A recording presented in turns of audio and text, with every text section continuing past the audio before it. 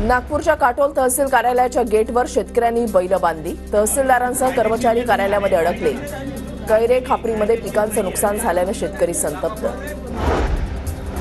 परळीमध्ये 23 तारखेला निघणाऱ्या शेतकरी आक्रोश मोर्चावरून राजकारण तापलं। ट्रॅक्टर आणि बैलगाडी मोर्चा काढण्याच्या ऐवजी शेतकऱ्यांचा मोर्चा काढा, विरोधकांना खुलं आव्हान।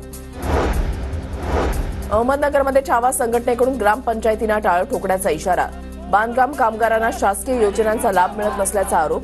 तहसीलदारांना निवेदन देत समस्या सोडवण्याची मागणी।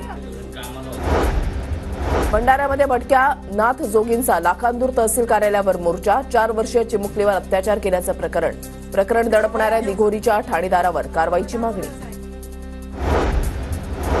पुण्याच्या बावधानमध्ये पत्नीच्या बॉयफ्रेंडची पतीकडून हत्या। पत्नीचे बॉयफ्रेंड सोबतचे फोटो व्हायरल झाल्यानंतर राग अनावर। बिहारी मित्राच्या मदतीने हत्येचा कट रचला। आरोपीसह साथीदार मित्राला अटक। अमरावतीच्या दर्यापूरजवळ मजूर घेऊन जाणाऱ्या ट्रक पलटी। अपघातामध्ये 20 मजूर जखमी। वलगावमधून अंजनगाव सुरजीमध्ये जाणाऱ्या ट्रकला अपघात।